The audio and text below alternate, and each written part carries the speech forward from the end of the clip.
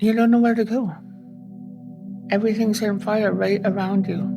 Where do you go? When a wildfire burns the forest down, Indigenous peoples who are in relation to that particular land feel it. They feel it in ways that extend beyond the physical. We must work to integrate Indigenous knowledge into how we plan for disasters, how we prepare for disasters, and how we recover from disasters.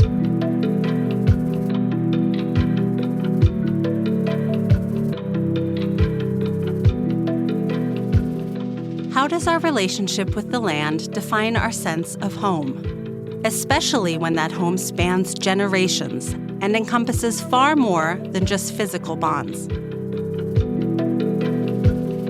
In this second part of our double feature episode, we turn our attention to the impacts of climate change and displacement on Indigenous peoples in Canada.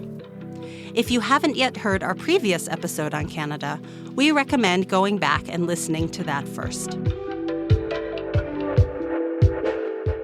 As our experts on this topic, we've invited back Dr. Yvonne Su and Dr. Will Greaves to share their insights.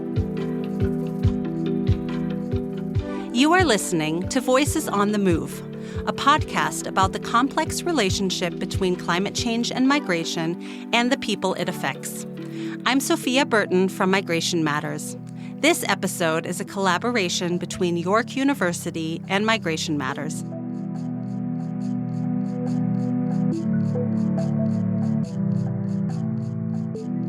We met with Suzanne, an Indigenous woman from the Thompson-Okanagan region of British Columbia. Although she resides in Vancouver, Suzanne was in Merritt visiting family when the wildfires approached in August 2021. Merritt is like a cowboy town, and there's lots of horses, cowboys and Indians. And some of the Indians are cowboys. But it's farmland, ranch lands, and ranch people are fishers and hunters too. So it all goes around: salmon, fruit, fish, deer, everything. And that's how the families live. Part 1 of our Canada episode focused on the devastating wildfire that destroyed the small town of Lytton in British Columbia in June 2021. That same summer, only 100 kilometers away, the city of Merritt found itself on evacuation alert as wildfires raged in the surrounding forests. Most Indigenous communities in Canada are located relatively far away from larger urban centers. This is Will Greaves, an expert on security and international relations at the University of Victoria in British Columbia. In many cases, they have limited infrastructure and services. And so the remoteness, the small size, and the relative vulnerability creates a greater risk of experiencing an extreme weather event in these communities just because of where they're located. Merritt lies in the heart of the Thompson-Okanagan region. For centuries, this region has been home to several Indigenous communities, known in Canada as First Nations. Dr. Yvonne Su, an assistant professor at York University and the director of the Center for Refugee Studies, is our second expert today. They have just been historically underinvested in. These communities are already often in environmentally marginalized, environmentally damaged, not great pieces of land already. In many cases, they don't have roads, and so they're not accessible over land. They can only be accessed by water or by plane. The second dimension of Indigenous peoples' vulnerability to climate change is different than that. It is specific to the qualities or characteristics that make Indigenous peoples in many ways distinct from non-Indigenous peoples. And in particular, Indigenous peoples have a relationship with the land and a relationship with the natural world that is deeply, deeply embedded in their cultural and religious beliefs.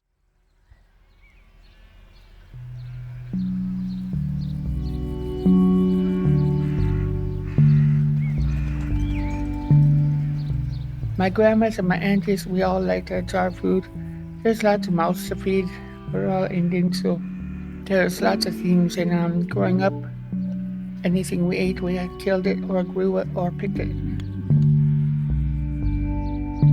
It's like tradition. I miss it.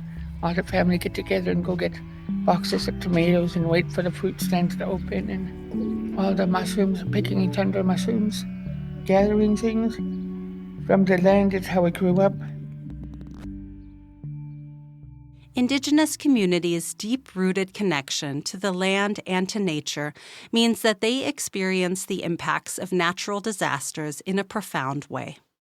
And that relationship, not with land as an abstract concept, not with nature as an abstract concept, but a relationship with specific land that specific peoples are from, is the basis for traditional Indigenous knowledge and for ongoing lived relationships that Indigenous peoples have with their territories. This means that when a natural disaster affects those territories, a wildfire burns the forest down, that Indigenous peoples who are in relation to that particular land feel it. They feel it in ways that extend beyond the physical. It becomes a metaphysical kind of relationship where harm to the land is a type of harm to the people themselves. In south central BC, in the city of Merritt, BC. The city of Merritt, BC remains off limits. The city of Merritt is under an evacuation alert. In the community of 7,000, anxiety and fear are high. On Sunday, the Coquihalla Highway was closed between Merritt and Hope. Anxious travelers drove along as flames blazed on both sides of the highway. The BC Wildfire Service says it was closed after 2 wildfires emerged. In the summer of 2021, as the wildfire intensified on the outskirts of Merritt, the community moved quickly to try and help one another. And the people just running around and trying to bring things together, what's needed from house to house. Power's going off, and most Indians have 3-4 freezers full of deer, moose, and salmon. And all their meat's gone. It only took 20 minutes for the side of a nearby mountain to become completely covered in flames. So Suzanne joined the long caravan of cars trying to escape the city. We drove all the way back, and then in Vancouver, it was like that night I couldn't sleep at all. My sister's calling, they're like, we don't know where to go. The fire's coming really close. I never was so afraid. I thought my whole family's gonna die. Everybody was like, go to the middle of the lake, what can you do?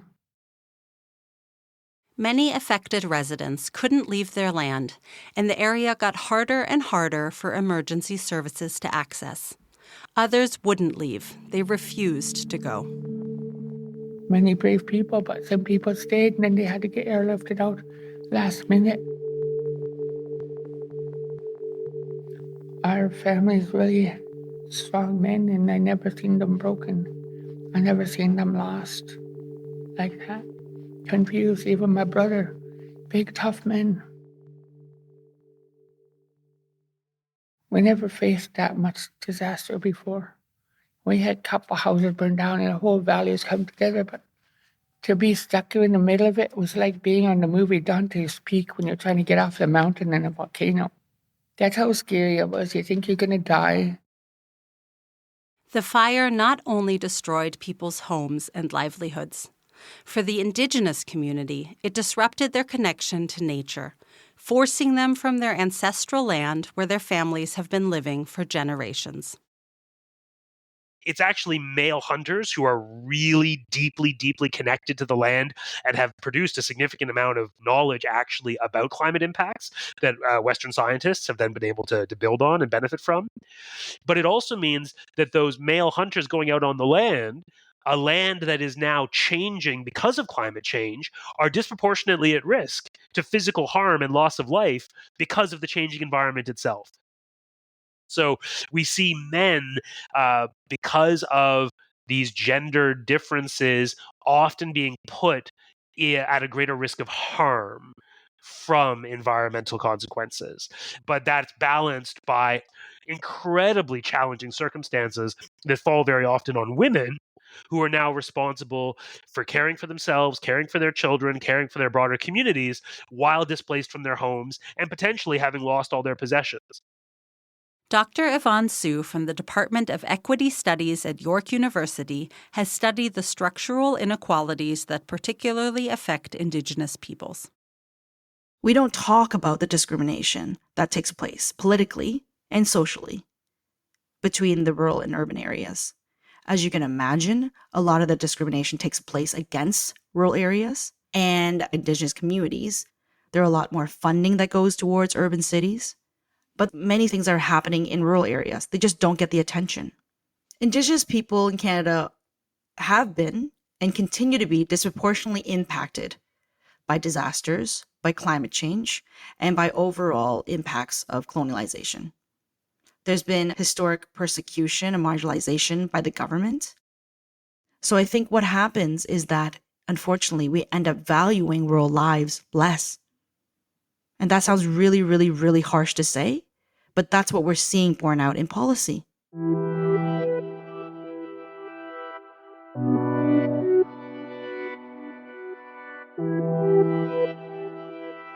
You are listening to Voices on the Move, a podcast on climate change and how it affects mobility.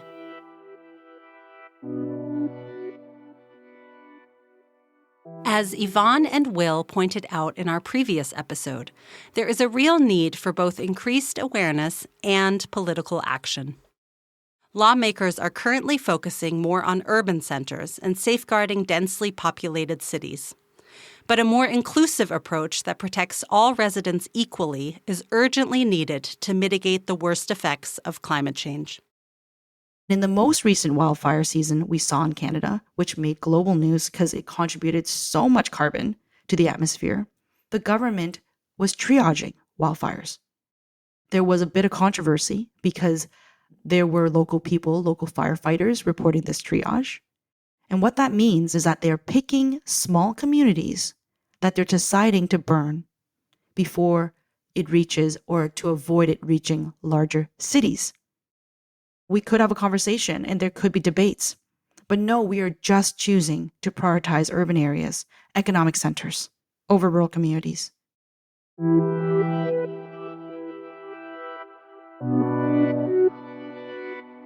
The wildfires in British Columbia exposed a lack of planning and preparedness at the provincial and local government levels. The people of Merritt, just like in Lytton, lost almost everything. Many are still living in temporary housing 3 years later. Every family I talk to, and they're just devastated. And natives don't have insurance, they don't have things. Some of the people are still homeless in a hotel. They get $100 a day from ESS.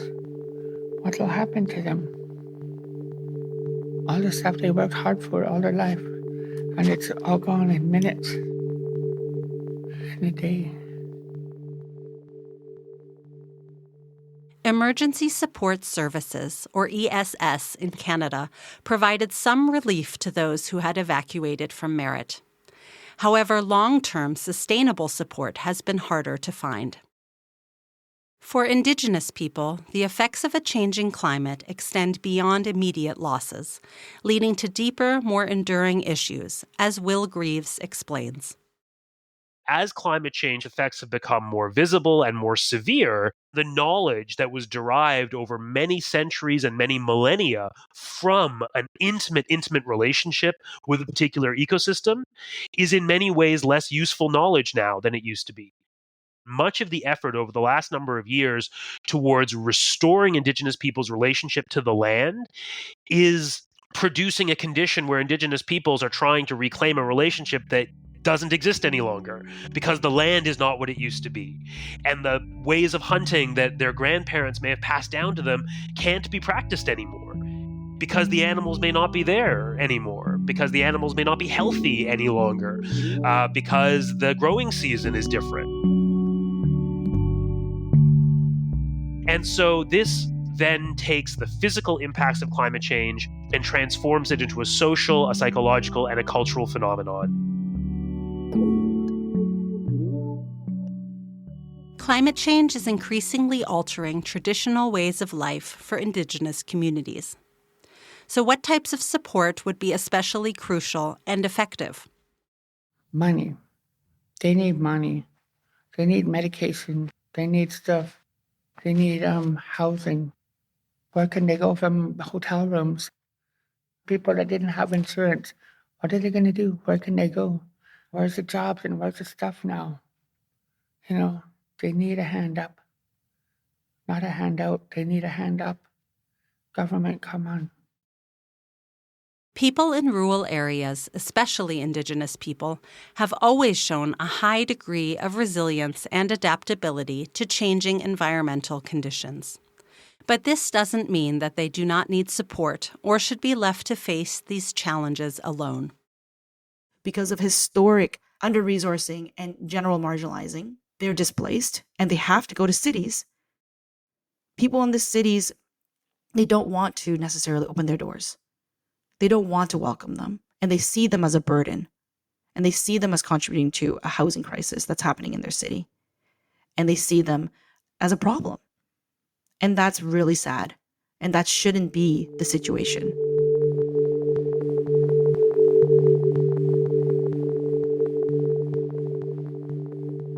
I'm a city girl now.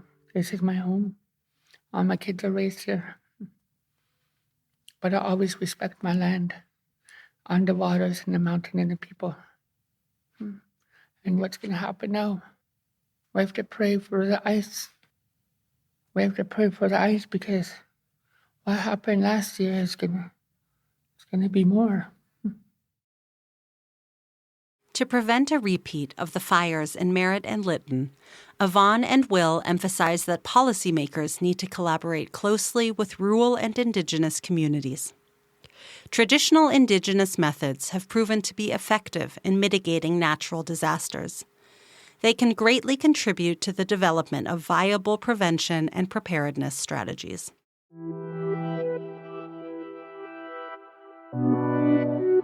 We need to do more community consultation that engages and involves communities. Yet we decide over and over again to perhaps pay lip service, but not to actually take any action. There just needs to be more attention, and we also just need to incorporate their Indigenous knowledge in our disaster preparedness and recovery so that in the future we can do, I think, what they call prescribed burns that take place in anticipation of a wildfire. So in a situation like this, where they understood and felt that we were having a heat wave, there was a North American heat wave, and that a wildfire of a disproportionately large size might be coming, they can do a burn before it gets too hot, and they can do the burn in an area which is not going to be inhabited by people. And this is something like Indigenous communities have been doing for a very long time, very effectively. And they know the land. So we must work towards stronger community-led responses. We need to get smarter about recognizing the risk factors that are baked into how we build our communities, where we build our communities, how people get around, the kinds of services that are located locally versus those that are located outside of the community, and do better medium and long-term planning at the intersection of climate preparedness and climate adaptation. As Will Greaves points out, climate change is a phenomenon that demands a coordinated approach at multiple political levels. This need is not unique to Canada. It's true for almost all regions around the world, as our previous and upcoming episodes illustrate. Yes, local governments need to be resilient, yes, but we cannot expect them to be autonomous or able to cope with these situations on their own. And so the practical action that we need has to be multi-level governance. It has to be supporting communities and potentially neighborhood associations, right? Voluntary groups, civic groups who are going to be adaptable and capable of organizing and mobilizing themselves, even if their city hall has burnt to the ground.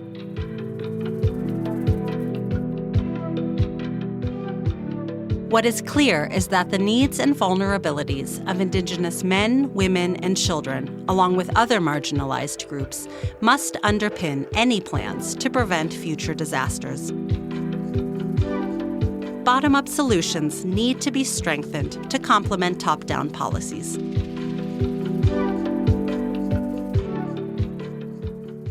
So as we speak, there is a motion going through the Parliament of Canada, not yet enacted into law, to create a youth climate corps of some kind, to create a civilian body that probably recruits from young Canadians in all manner of climate-related mitigation and adaptation work.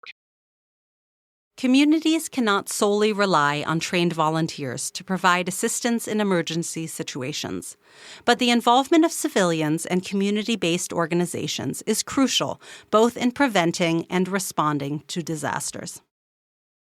In the case of wildfires, obviously it's firefighting itself, but it's providing assistance to people who've been displaced, right? It's helping to transport community members. It's helping to provide food and water and emergency medical supplies.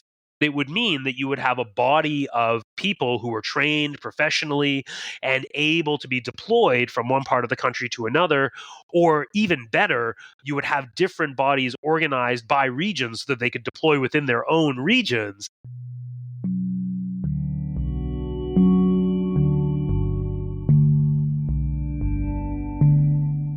Suzanne and her family lost more than their homes in the Merritt wildfire, and their traditional ways of life continue to be threatened by the ongoing effects of climate change.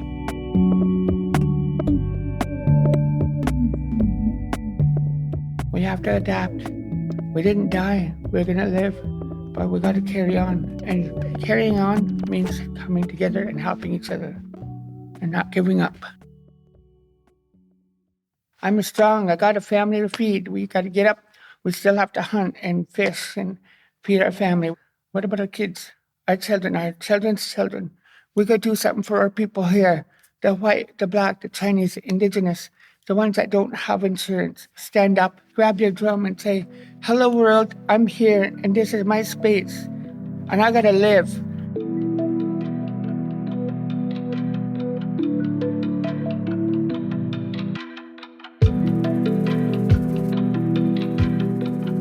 And with that, we conclude our Voices on the Move double feature on Canada's response to climate disasters and migration. A special thank you to Suzanne for sharing her experience. To read her full story, along with others from Canada, visit the Climate Disaster Project's website. You'll find the link in our show notes, along with additional resources and research that informed this episode. Thank you also to our experts, Dr. Yvonne Su of York University and Dr. Will Greaves of the University of Victoria. Join us for our next episode, where we'll explore how social and gender differences affect responses to climate change, featuring stories from Kenya and Nigeria.